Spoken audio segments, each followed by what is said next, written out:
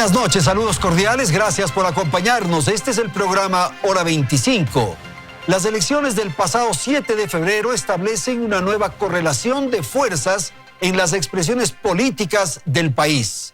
La representación parlamentaria es la mejor manifestación de este reacomodo de las fuerzas. Hoy tendremos una asamblea dispersa. No habrá ese gran bloque parlamentario que imponía una hegemonía en el Parlamento, en la Asamblea. El próximo presidente que resulte electo el 11 de abril tendrá que lidiar, tendrá que acordar con la legislatura para lograr espacios de gobernabilidad y de aprobación de leyes. El forcejeo para resolver el nombre del candidato que pase al balotaje es un escollo complejo que requiere una resolución rápida, justa y apegada a los valores democráticos. Estos temas vamos a tratar esta noche aquí en Hora 25, para lo cual doy la más cordial bienvenida a los siguientes invitados. Gracias a Paola Cabezas. Ella es asambleísta electa por la Alianza UNES. Gracias a Marjorie Chávez, asambleísta electa por el Partido Social Cristiano. Y agradezco a Ramiro Narváez, asambleísta electo por la Izquierda Democrática. Con nuestros panelistas vamos a tratar los temas planteados en esta presentación, en esta introducción. Ahora empezamos con Belén. Buenas noches. Muy buenas noches, Andrés, amigos televidentes. El Consejo Nacional Electoral dejó a un lado el acuerdo al que supuestamente habían llegado Guillermo Lasso y Yacu Pérez el pasado viernes 12 de febrero. Las pugnas, desacuerdos y fricciones entre los dos candidatos restaron viabilidad a ese acuerdo. Y ahora cualquier reclamo deberá hacerse como lo determina la ley, es decir, después de oficializarse los datos de los escrutinios. Entonces ahí llegará el momento de las impugnaciones. Veamos en el siguiente reportaje los hechos que se presentaron durante esta semana que culmina.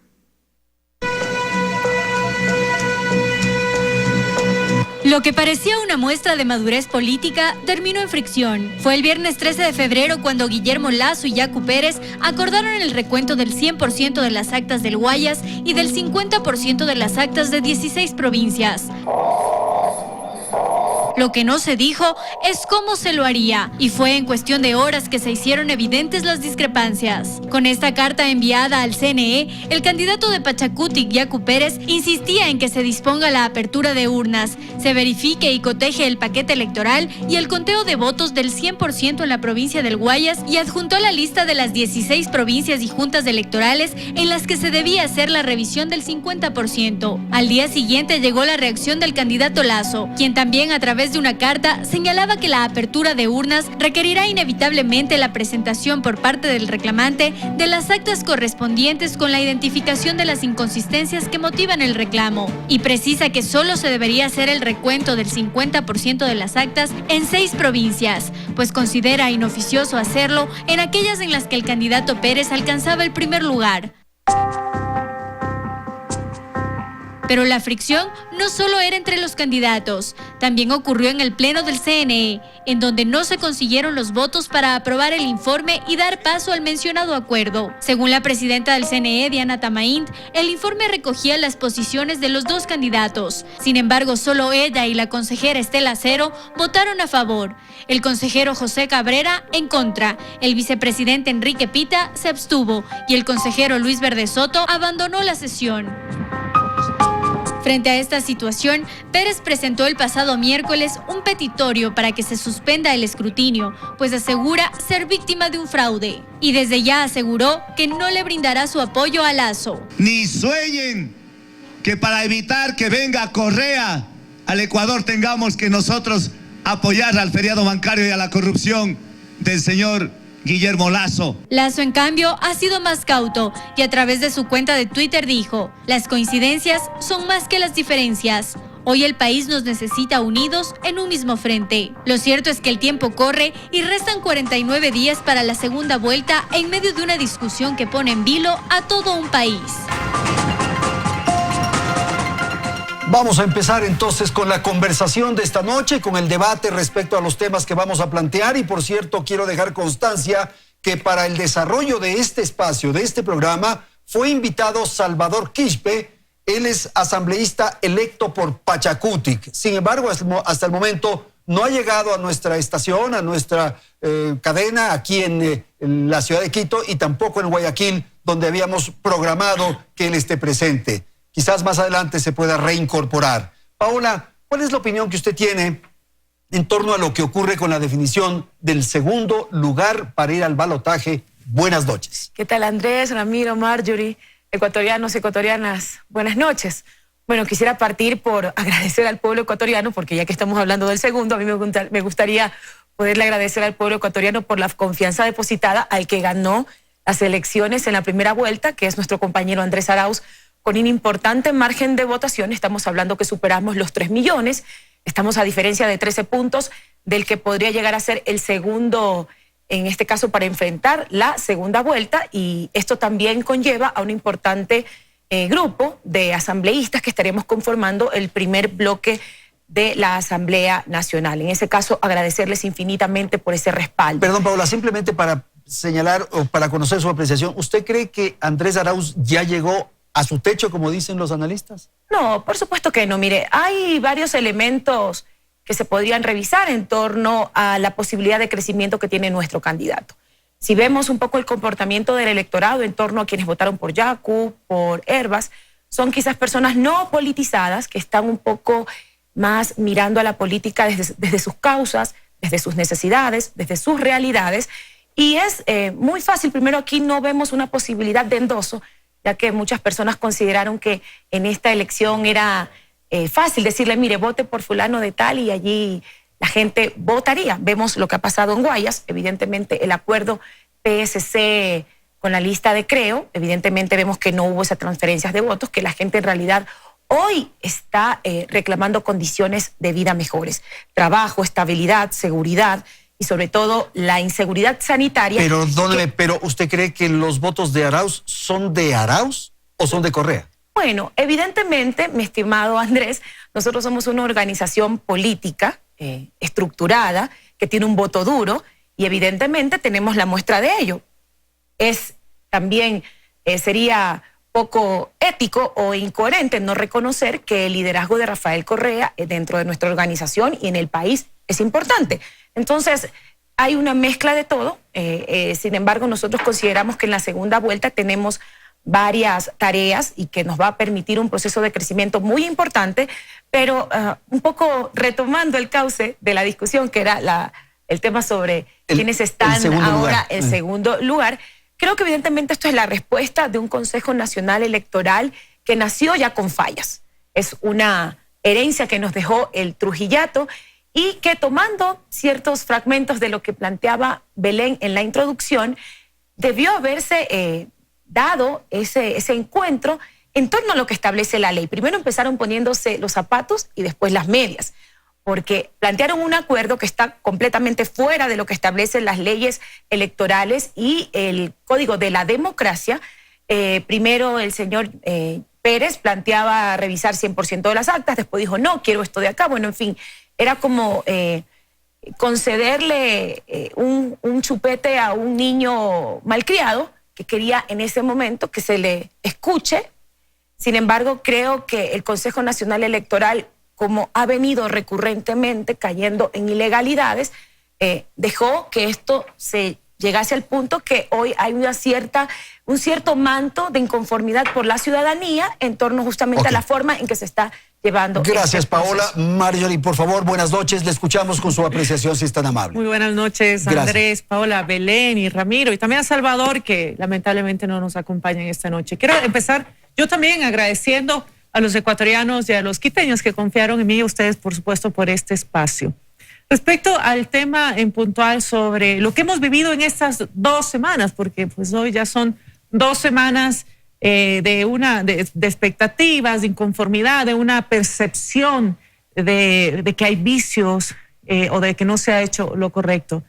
Tenemos que sí, hacer un juicio claro, y que desde el inicio el proceso electoral tuvo dudas desde la inscripción de ciertos candidatos, la impresión del 40% de las papeletas para presidente y vicepresidente, errores también en esto, las disputas entre el TCE y la demora de la impresión también de las papeletas para los parlamentarios andinos.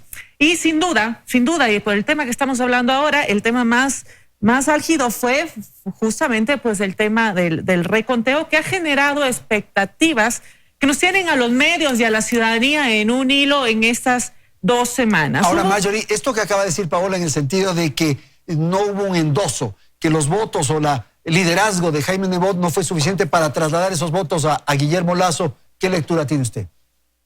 Los votos no se endosan. Quienes hacemos política de territorio, política de la buena, sabemos que los votos se ganan en territorio.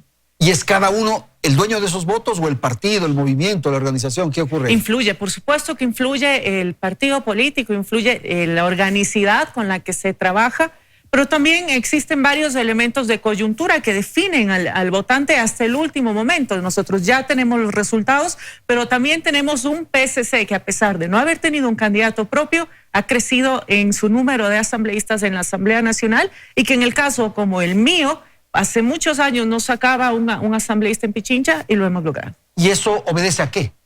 Al trabajo en territorio, el que se eligió los mejores perfiles, los mejores hombres ecuatorianos en las diferentes provincias que responden a causas, a procesos orgánicos, a un proceso de formación política, y la ciudadanía justamente necesita eso, necesitaba ver perfiles coherentes entre lo que han hecho y entre lo que dicen, y que respondan a la realidad que necesita el país en este momento, que es tener la capacidad, la competencia, la consistencia y la humildad para realmente tomar las decisiones que beneficien a los ecuatorianos. Este impasse, esta tensión, esta ruptura que hay entre Yaku y Lasso va a afectar al candidato Lasso en caso de que tenga que ir a la segunda vuelta.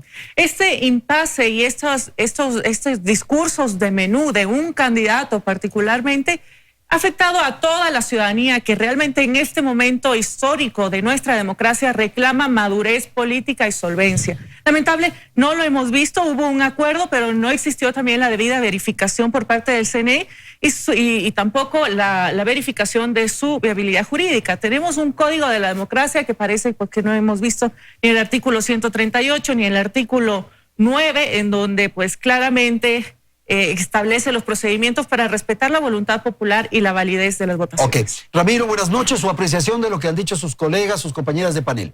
Buenas noches, un saludo afectuoso. Gracias. A Paola, Marjorie, Andrés, a Belén, también que nos están acompañando. Aprovechar también para agradecer ese voto consciente que se dio a Izquierda Democrática, a nuestro candidato a la presidencia, Javier Hervas, y a nuestros 18 asambleístas electos. Un voto que considero yo fue producto no de una campaña agresiva, millonaria, sino fue producto de que los candidatos presentaron propuestas claras a la ciudadanía, de que nuestro candidato a la presidencia realizó un planteamiento para tener un nuevo país, un Ecuador diferente, y eso permitió que muchas personas que no participaban en política, que eran escépticas a la política, se sumen a un candidato que les dio una alternativa diferente, y ese es nuestro objetivo hoy, hacer una política diferente, renovar los actores, hacer un cambio generacional, para que el Ecuador tenga una alternativa diferente. En este punto específico, Andrés, mucho más allá de los resultados o de sentirnos triunfalistas o de quién pasa, es la transparencia del proceso.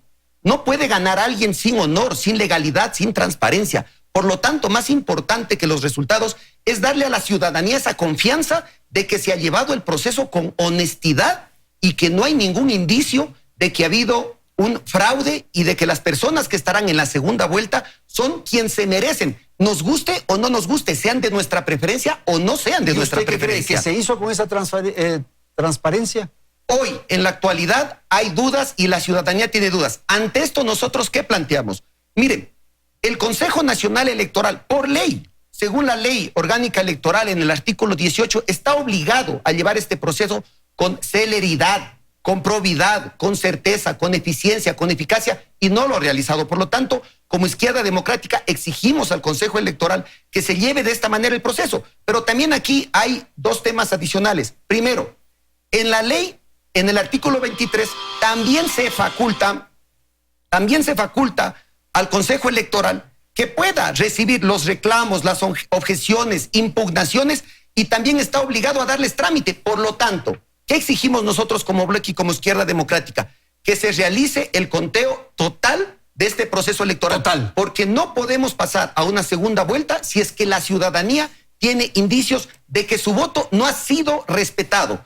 Por lo tanto, hay que devolverle la confianza a la ciudadanía. Si hay dudas, hay que contar todos los votos. Si hay dudas, hay que contar todos los votos porque la ciudadanía debe confiar en los procesos políticos, debe confiar en los candidatos, debe tener la certeza de que quienes nos gobiernen llegaron porque es la voluntad del pueblo. Marjorie, ¿qué piensa respecto a esto? Tenemos un código de la democracia que usted ha hecho referencia, pero justamente ese código de la democracia ya establece los mecanismos para hacer un control. No existe en este código que hace referencia a un recuento provincial o nacional. Esto no está dado. Pues las reclamaciones que tuvieran lugar tienen que estar basadas en la ley y presentar las copias de las actas de escrutinio, donde ser el caso, pues se considere que hay errores, pero con las actas respectivas. Yo personalmente estuve parada en el CNE en el reconteo de votos y efectivamente habían errores. Había muchos errores. Habían errores, más son errores, errores humanos en el cálculo, en la suma, en cuadrar, pero también habían pues otros errores un poquito más grandes, pero hicimos el control electoral y con las actas en la mano pedimos la verificación. Paola, por favor. Además, Andrés, sumándome a lo que dice la contertulia, deberíamos, de acuerdo al procedimiento que dice el mismo Consejo Nacional Electoral, dejar que se proclamen resultados y a partir de ello las organizaciones políticas que tengan algún tipo de inconformidad, presentarlas en forma para que el Consejo Nacional Electoral, de acuerdo a lo que dice el calendario electoral, plantee justamente verificar o subsanar estos temas. Todo lo que se hizo anteriormente está fuera de la ley y fuera de lo que faculta el mismo Código de la Democracia. Ramiro dice que por transparencia habría que contar el 100% de los votos. ¿Dónde dice eso en la ley? ¿Dónde dice eso en el Código de la Democracia? Sin embargo, nosotros como organización política ganadora de la primera vuelta electoral, lo que creemos que sí es importante poderle dar a la ciudadanía tranquilidad sobre el proceso que se ha llevado. Decía por allí un actor político que desde Bélgica se estaban controlando las elecciones vía control remoto. Imagínense, este Consejo Nacional Electoral que dejó fuera de la papeleta a Rafael Correa, este Consejo Nacional Electoral que hizo todo para impedir la inscripción de nuestro binomio.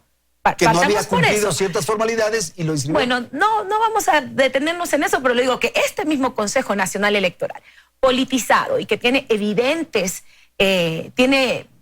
todo el mundo sabe a quién responde políticamente hablando, con todas esas trabas hemos ganado nosotros la primera vuelta electoral. Sin embargo, con todo ello, consideramos que lo importante es que se le dé transparencia y que la ciudadanía tenga tranquilidad al respecto. En eso coincide con Ramiro. De haber el caso, Andrés, sí, solo con esto concluyo, sí, de ser el caso que legalmente se establezca el reconteo de votos, nosotros tendremos a nuestros delegados allí porque no se trata solamente de llamar a dos actores que decidan cómo se determina esto. Hay más participantes, existieron más representantes en varias listas y creo que la idea para la transparencia es que todos los partidos políticos participen. Rápidamente, que tengo que ir al corte y tal vez ya la definición de aquí hay una coincidencia en que debe haber transparencia, pero aquí también hay que olvidarnos de ocupar este espacio para hacer promoción de nuestros candidatos. Aquí se trata de una legalidad y transparencia en el proceso. No podemos dejar en manos de los grandes partidos políticos estas decisiones. Esta es una decisión que tiene que participar el pueblo ecuatoriano. Si hay un ciudadano que tiene su preocupación de que su decisión no ha sido respetada, hay que darle la certeza. ¿Quién protege a este ciudadano? Esto no se trata de los partidos grandes, se trata de que la ciudadanía debe tener la certeza de que fue un proceso transparente. Y para concluir, el Consejo Nacional Electoral tiene toda la facultad de realizar las verificaciones y comprobaciones necesarias. Así que esto no es ilegal y la izquierda democrática ya presentó este planteamiento al Consejo Electoral a través de una solicitud que la envió nuestro presidente nacional, Guillermo Herrera, debidamente justificado, debidamente con los argumentos legales para poder hacerlo. ¿Ustedes están claros para la definición de la segunda vuelta? ¿Por quién van a ir? ¿Por quién van a votar?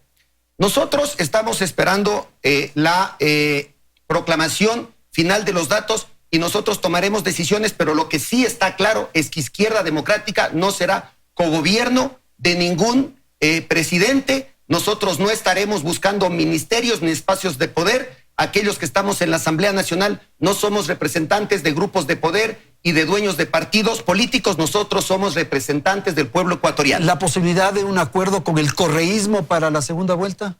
Nosotros no realizaremos acuerdos que involucren cogobernar o ser parte del gobierno. ¿En la Asamblea incluso una alianza? En la Asamblea Nacional obligatoriamente se tienen que hacer consensos. El 14 de mayo se tienen que elegir las autoridades de la Asamblea y si no se hacen consensos no se las pueden elegir. Pero esos consensos bajo ningún concepto significan alianzas para cogobernar. Perfecto, vamos a ir a la publicidad. Estamos en el programa Hora 25. En un instante retornamos.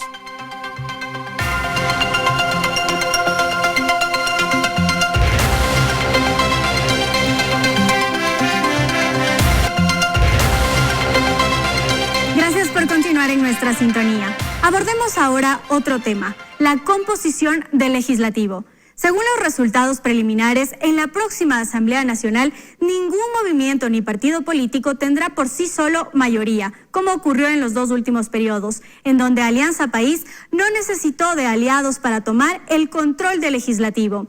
En esta ocasión, todos deberán llegar a acuerdos con otros movimientos para poder alcanzar los votos necesarios para aprobar leyes ordinarias, orgánicas o para juicios políticos. Ya se verá en el trabajo diario cómo actúa cada legislador.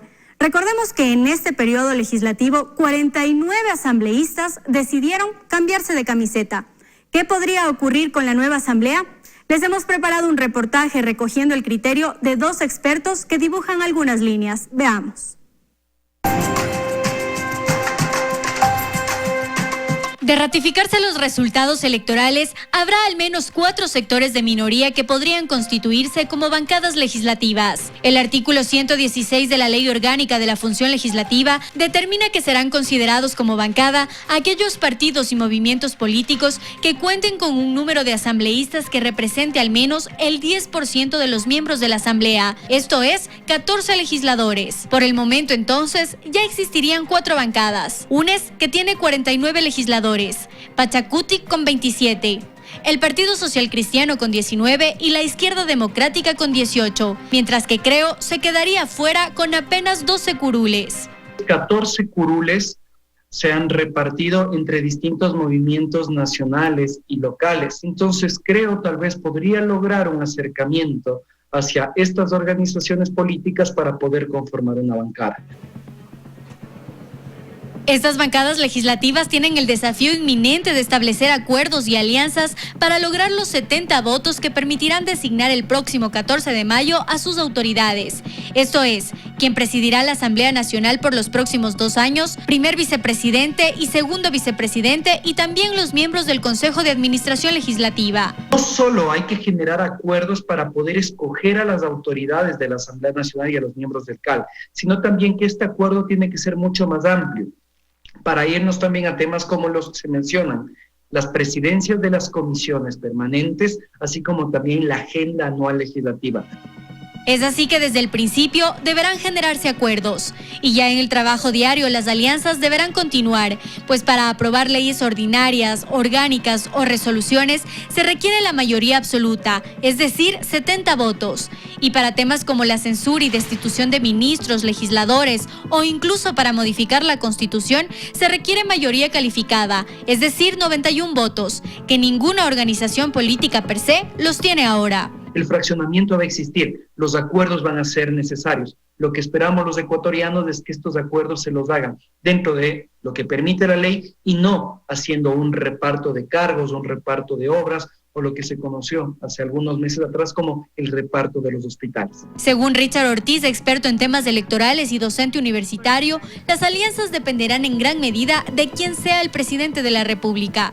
¿Qué sucedería si el candidato con mayor opciones, que es el candidato de UNES, gana la presidencia de la República? Es cierto, él crea resistencias muy fuertes en varios sectores de la población y también en grupos parlamentarios. Pero una cosa es lo que se dice en la campaña y otra cosa es lo que hacen nuestros políticos. Así que es muy probable, lo más abierto que tiene UNES realmente es la Izquierda Democrática, con ellos podrían llegar a algunos acuerdos y tienen una serie de partidos pequeños que ya les mencioné que también podrían formar parte de esa coalición que les permita obtener una mayoría. Si es que el candidato Lazo gana la segunda vuelta, sería mucho más difícil para, creo, formar una alianza parlamentaria más o menos estable creo, y el Partido Social Cristiano apenas hacen 31 votos, tendría que tratar de hacer pactos no solamente con Pachacuti. Creo que como está dada la situación también sería mucho más fácil hacer algunos pactos con la izquierda democrática o con algunos partidos pequeños. Pero lo fundamental, dicen los expertos, será tener una asamblea que se vista de transparencia y recupere la credibilidad de la institución. Volvemos entonces a nuestra segunda parte del programa. Voy a saludar a Salvador Quispe, que se incorpora a partir de este instante a la señal de Teleamazonas. Salvador, muy buenas noches. Gracias por estar aquí en nuestro espacio de opinión. Quisiera empezar una participación rápida suya sobre lo que ocurre en torno a la definición del segundo lugar. Por favor, buenas noches.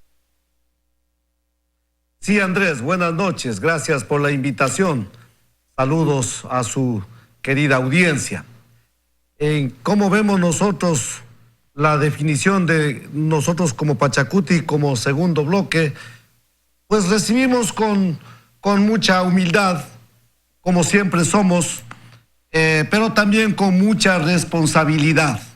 Es la primera vez que Pachacuti tendrá 27, espero que así ya finalmente se consolide en el número de asambleístas. Así que muy agradecidos con el pueblo ecuatoriano, pero al mismo tiempo también con una gran responsabilidad. Lo que acaba de decir el señor Espinel, me parece que por ahí tiene que ir. Estamos invitando desde hace rato y sigo invitando. No puede la nueva Asamblea Nacional estar inmiscuyéndose en pedir el puestito para el amigo para que sea el gobernador de tal o cual provincia o el director de algún ministerio en la burocracia. Esas cosas le restan autoridad al legislador, al fiscalizador. No podemos estar restándole autoridad a la Asamblea Nacional. La Asamblea tiene que cumplir su papel con toda autoridad para legislar y sobre todo para fiscalizar. Así que vamos con esa gran responsabilidad y esperemos que juntos podamos hacer el trabajo en ese sentido y le devolvamos la confianza que necesita el pueblo ecuatoriano de su Asamblea Nacional. Salvador, hay un hay un mensaje en Twitter de Yacu Pérez Guartambel que ha colocado y que señala lo siguiente: me salió la indignación, humano soy. En mis declaraciones en Pachacutic la forma no fue apropiada. Ofrezco disculpas. Aún no está claro lo sucedido. Estoy seguro que con transparencia muchos se sumarán a la indignación que sentimos. ¿Cómo entender esto? ¿Esto es bajar un poco la tensión, el enfrentamiento, esa capacidad que se planteó de enfrentamiento, como digo? ¿Cómo leer esto, si es tan amable, Salvador?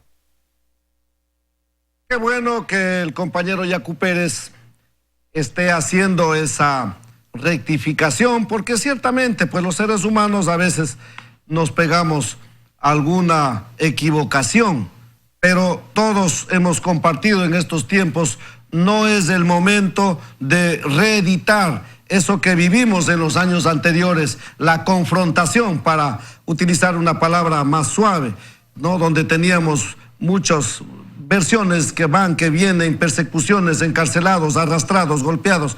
O sea, el Ecuador queremos salir de eso, queremos un nuevo ambiente, un ambiente de cordialidad, ese ambiente de la interculturalidad, de la plurinacionalidad que propuso el movimiento indígena para todos los ecuatorianos, donde nos reconozcamos, nos apoyemos, nos respetemos, se genere ese ambiente de amistad, de confianza, para que juntos podamos sacarle al país de la crisis donde nos encontramos, la gente del campo, de la ciudad, empresarios, no empresarios, estudiantes, no estudiados, etcétera, mujeres, hombres, todos. Esa es la idea.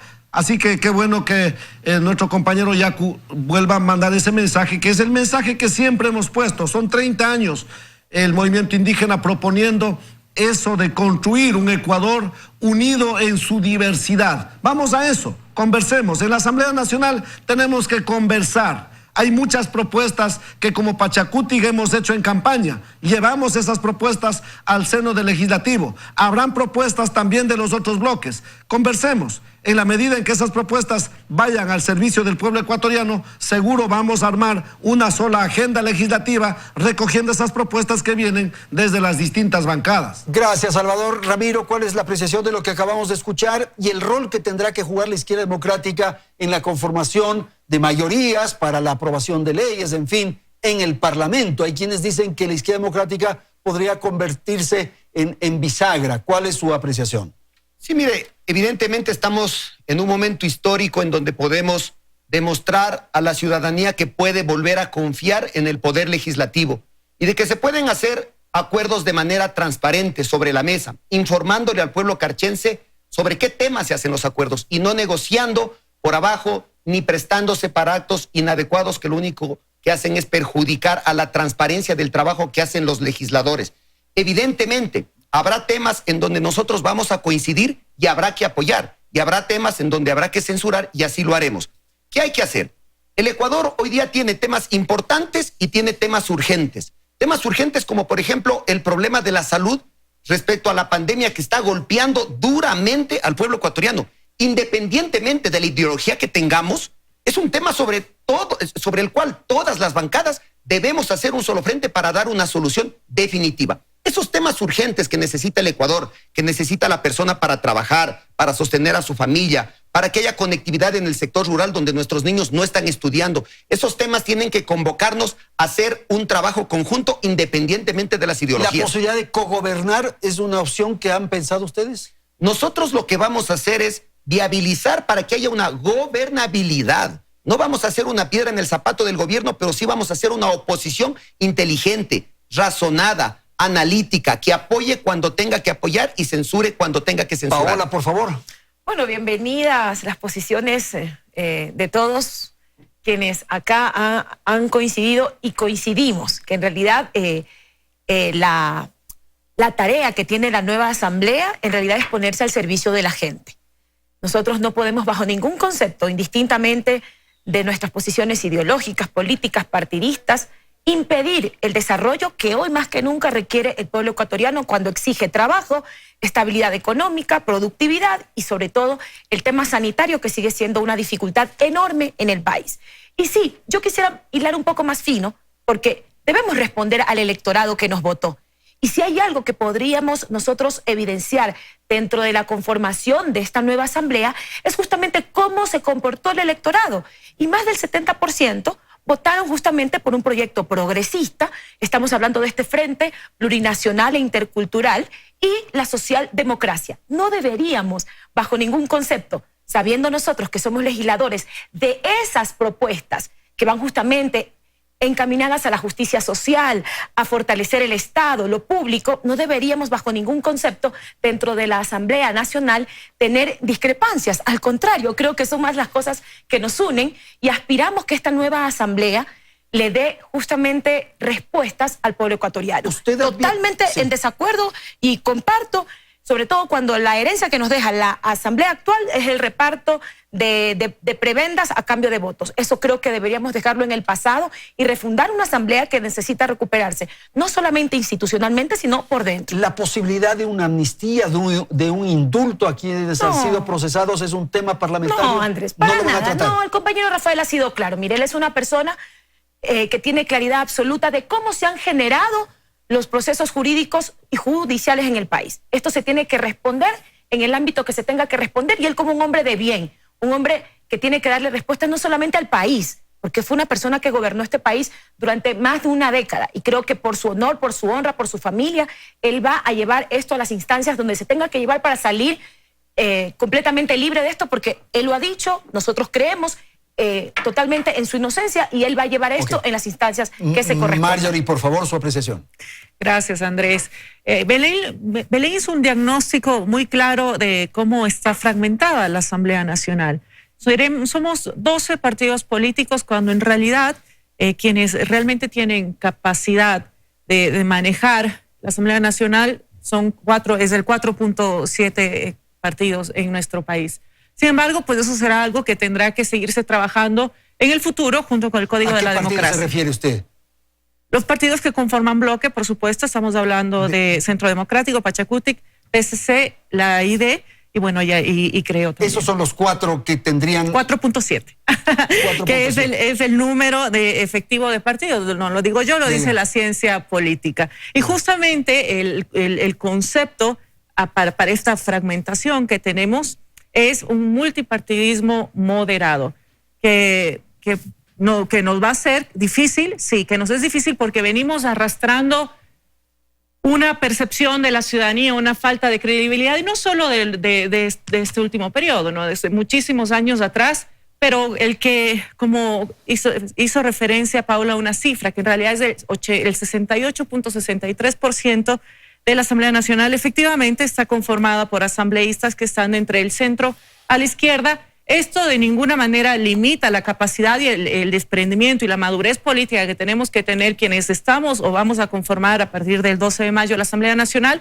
de llegar a acuerdos, de llegar a consensos en función de lo que necesita el país. Ya basta, y en eso creo que coincidimos muchísimos asambleístas electos, de que la Asamblea Nacional sea una institución que apuntale a un gobierno de turno. Tenemos que hacer el trabajo para el cual está destinada la Asamblea Nacional, que es generar el marco jurídico para que los ecuatorianos tengan bienestar. Afortunadamente, el 91% de la Asamblea Nacional es gente nueva, es gente renovada. Así es. Ok. Salvador, por favor, su apreciación de esto. Esta idea de que no debe ser la Asamblea un soporte, no debe apuntalar al gobierno. Sí, absolutamente válida la figura, pero tampoco tiene que ser un espacio de enfrentamiento, de confrontación. ¿Cómo explicar el rol de la Asamblea, por favor? Andrés, no hay que complicarnos en la vida. La vida es tan linda. La Asamblea no tiene un objetivo ajeno al objetivo del gobierno nacional. Quien quiera que sea el presidente de la República. La Asamblea tiene un propósito: trabajar para los 18 millones de ecuatorianos. El señor presidente de la República también. ¿Qué es lo que tenemos que hacer? Conversar. Eso no significa subordinarnos al Ejecutivo. Obviamente, cuidaremos la independencia de la función legislativa. No hay duda, no hay duda. Pero eso no significa que no debemos coordinar, conversar, dialogar. Ojalá puedan llevarse adelante las leyes, que no tenga que mañana estarse vetando totalmente, como hemos visto en algunas ocasiones. Temas tan necesarios se posterga su tratamiento por un año cuando se viene un veto total. No queremos eso. Conversemos, dialoguemos. Nosotros venimos de esa cultura de dialogar y dialogar, aunque los diálogos en los procesos anteriores todo ha quedado en eso, no se ha conseguido resultados, pero no importa, no nos cansaremos de conversar. Repito, poniendo obviamente los límites correspondientes en lo que tiene que ver con el funcionamiento independiente del legislativo frente al ejecutivo, frente a las otras funciones del Estado. Eso tiene que estar allí, tiene que ponerse en práctica, pero no tiene que ser un límite para vernos como si los otros fueran extraterrestres y nosotros acá con recelo. No. Esto es una minga interinstitucional, una minga de las instituciones, incluso invitando a los ciudadanos en determinados momentos, porque si no, ¿cómo le vamos a sacar al país de la crisis en el que nos encontramos? Una minga entre todos. Yo llevo la idea, la necesidad de que vamos, estimados colegas, para quienes les expreso mi saludo, perdone que al inicio llegué un poco atrasado y entré de esta manera, pero mi saludo para todos, ya espero pronto podernos darnos la mano en la Asamblea y proponer. Necesitamos, por ejemplo, entre otras cosas, transparentar la política petrolera. Yo estoy muy curioso. ¿Cómo es eso de que a Petrooriental se le paga $42 para que nos den sacando un barril de petróleo y a Petroamazonas nos dan sacando el mismo barril con menos de $18? ¿Por qué no le pagamos a Petrooriental $18 tal como se paga a Petroamazonas? Y de esa manera le evitamos al Ecuador una pérdida de más de $1.000 millones anuales. dinero que debería estar al servicio de la pandemia, dinero que debería capitalizarse al Banco del Pacífico para que con ese dinero el Banco del Pacífico preste créditos a no más del 5% para nuestra juventud ecuatoriana, que tiene muchas iniciativas, pero que no tiene el culqui y no puede arrancar con su emprendimiento y no puede generarse su propio empleo y no se suma a la minga por la producción. Hagamos eso. Yo pienso que para estas cosas vamos a conversar y vamos a conseguir en la medida en que hagamos una minga juntos, el Ejecutivo, la función judicial, el Legislativo como fiscalizadores. Hagamos esa minga entre todos y verán que vamos a sacar al país de la crisis donde nos encontramos. Gracias, Salvador. Quiero volver con Ramiro, si es tan amable, esta idea, esta figura que le planteé sobre la posibilidad de una bisagra. La izquierda democrática, ¿cómo se va a manejar ahí? Sí, efectivamente, yo había manifestado al inicio que considero esto una oportunidad histórica porque hay una diversidad. Lo que tenemos que garantizar es que los procesos se lleven de manera transparente. Miren cuánto daño el absolutismo ha hecho. Cuando hay una mayoría absoluta, se impiden procesos de fiscalización. Los asambleístas se alinean a una sola ideología que es el Ejecutivo y no se pueden plantear propuestas de reformas legales o nuevas leyes desde todos los sectores. Por eso he manifestado que esta es una oportunidad histórica y que hay que llegar a los consensos transparentes. Llegar a acuerdos con personas que ideológicamente pueden ser diferentes no es malo si es que se llevan de manera transparente y son informados debidamente a la ciudadanía. Todo lo que se hace a escondidas es porque es malo. Por lo tanto, nosotros debemos ser transparentes. Miren, hay una nueva forma de hacer política y la nueva forma de hacer política no es conjuntamente con los grandes partidos. La nueva forma de hacer política es estar conectado con la ciudadanía, entender sus necesidades, que ellos perciban y sientan que el trabajo del asambleísta le está cambiando la vida, le está generando oportunidades de trabajo, de financiamiento, de estudios para sus hijos, de mejor calidad de vida para su familia. Por eso el ciudadano se ha alejado de la política, porque siente que ya no le aporta nada en su cambio de vida. Por eso la nueva forma de hacer política es colegislando junto con el ciudadano, junto con los gremios, conectándonos con sus necesidades y solucionando sus necesidades y no haciendo nada oculto, haciendo todo de manera transparente. Y insisto esto porque me parece fundamental y no respondiendo a los intereses de grandes grupos políticos, ni de círculos de poder, ni de grandes empresarios, respondiendo a los intereses del pueblo, porque el pueblo necesita un cambio y necesita recobrar la confianza en la política y en la Asamblea Nacional. Okay. Tengo que ir a la publicidad y les debo la palabra a Marjorie y a Paola. En un instante, tras los comerciales, volvemos aquí en Hora 25.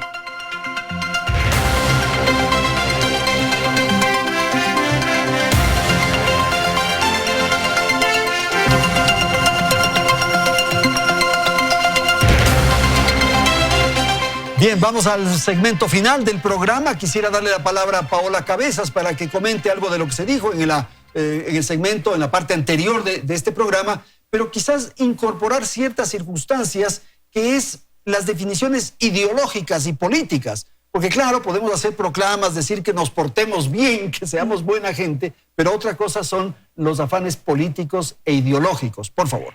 Mire, Andrés, creo que ninguno de nosotros nos vamos a quitar justamente nuestra condición política e ideológica. Creo que todos llegamos a la Asamblea en representación de un partido político, de una tendencia, de un proyecto de gobierno, de un proyecto de país, pero evidentemente las condiciones que el país exige en este momento son justamente darle respuestas a los ciudadanos. Y creo que en eso hemos coincidido todos. La Asamblea tiene que ponerse al servicio de la gente.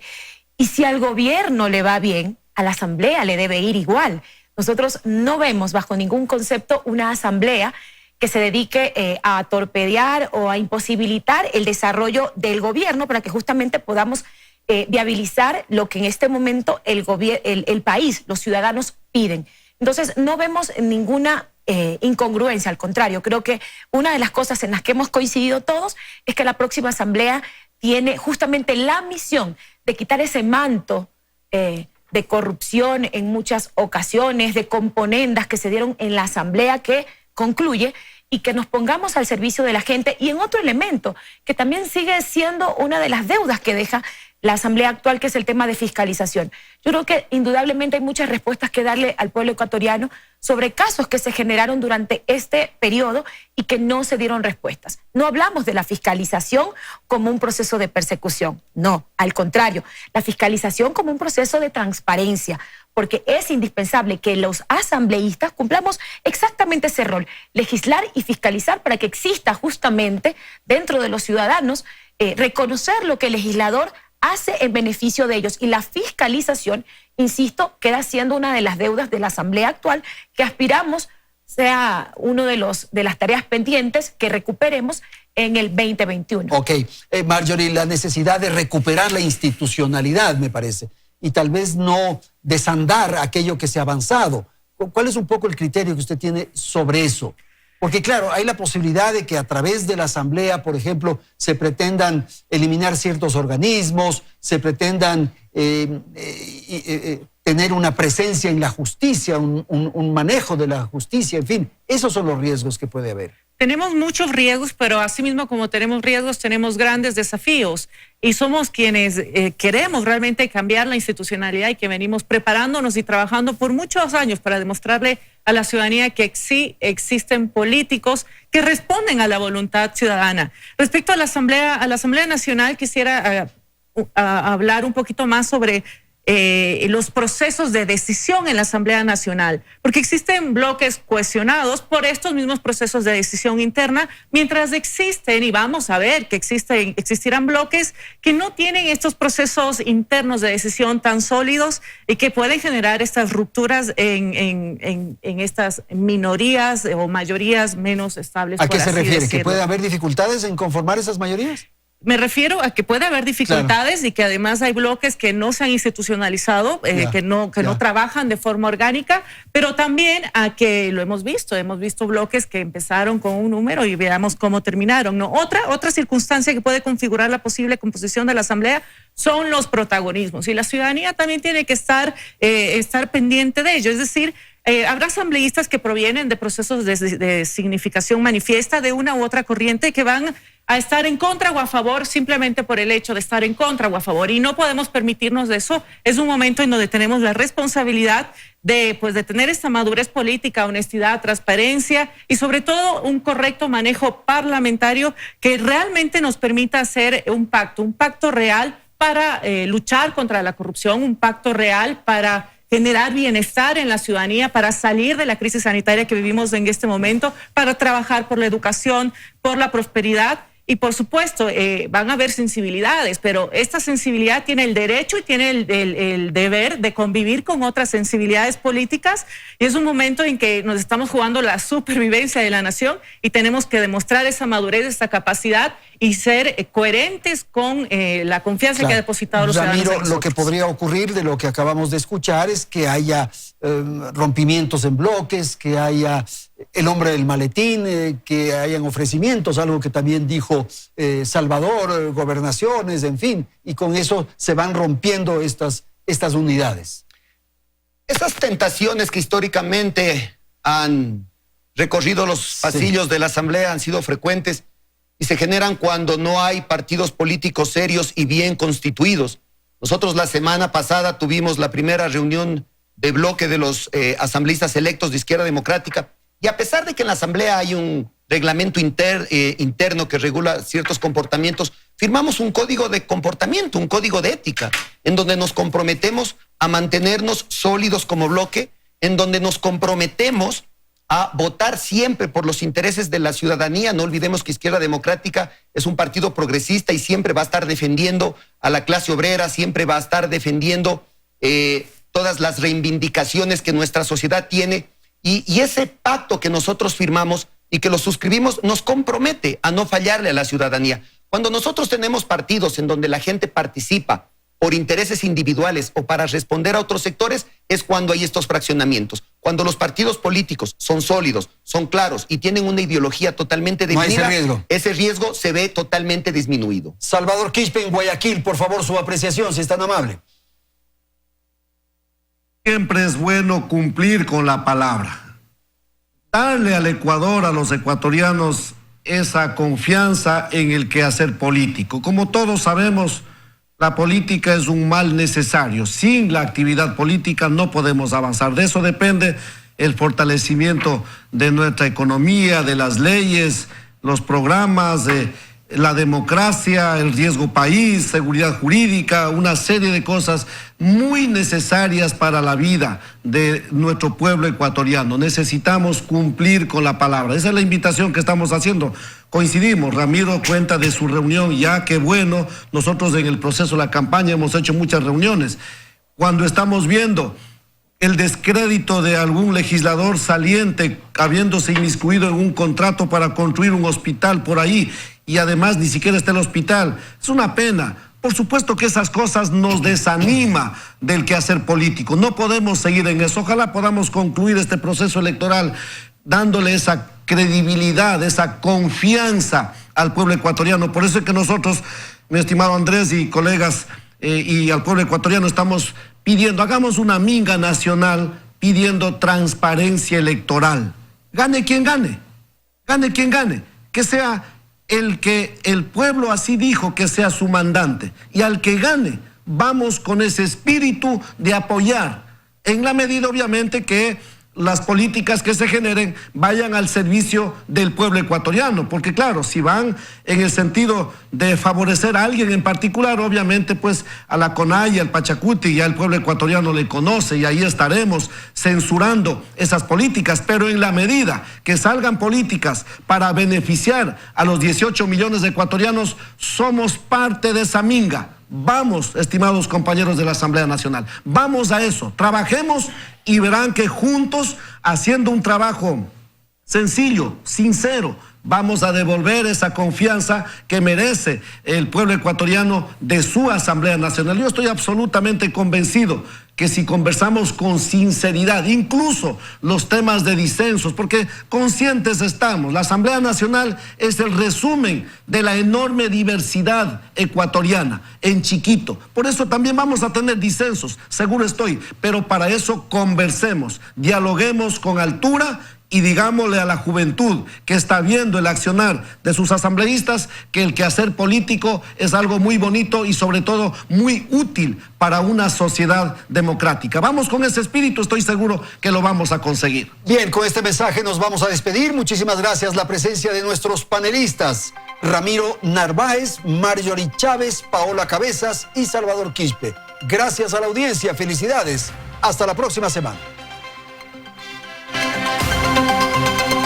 Teleamazonas presentó Hora 25.